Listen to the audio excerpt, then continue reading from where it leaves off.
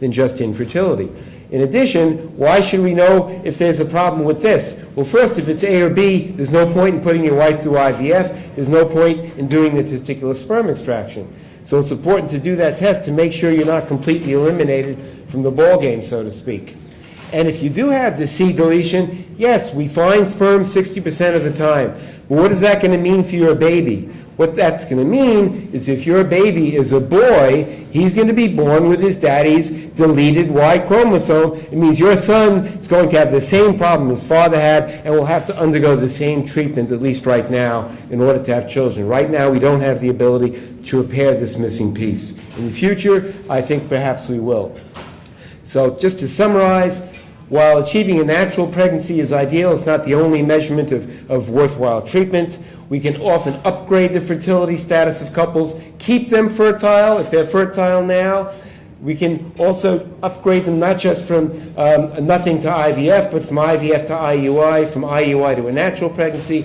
And in terms of a man's health, you can preserve and improve his testosterone level if it's due to varicoceles.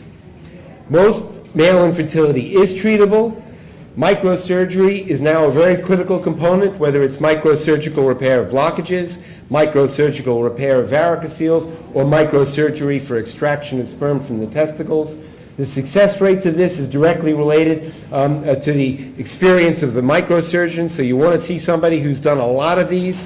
You should ask your doctors the hard questions. How many have you done? Have you ever published your results? What are your success rates? What are your complication rates?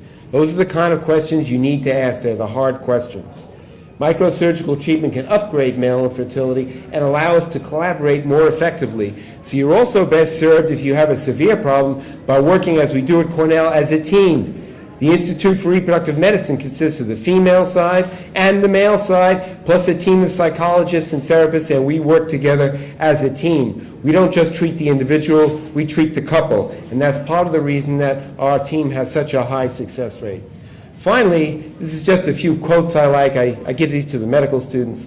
For every complex problem, there is a simple answer, and it is wrong. That's from H.L. Mencken. And finally, I like this from Sir William Osler. Do the kind thing and do it first.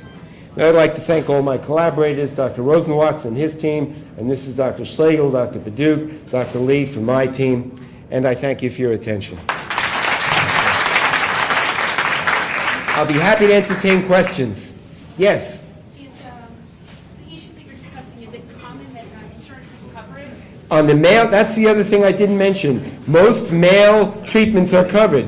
Varicocele is a medical condition like a hernia. It is almost always covered by insurance.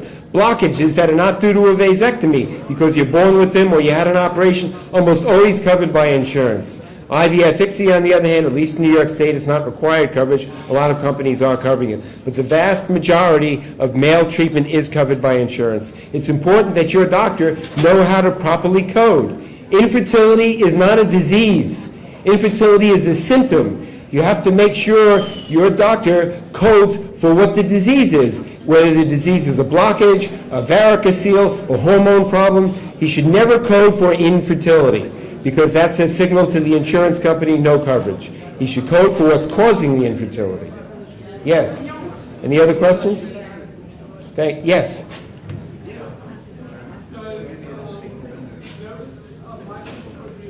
Yeah, varicocele.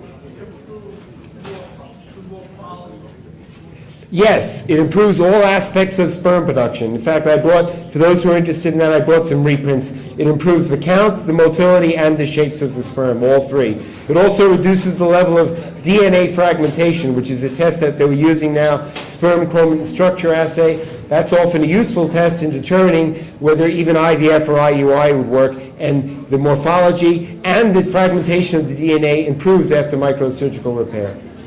Yes? Yes. Yes. Yes, many things. If he has a varicocele, fix it. If he has a low testosterone, treat him with Clomid or Arimidex. They should always get treated before going to test it.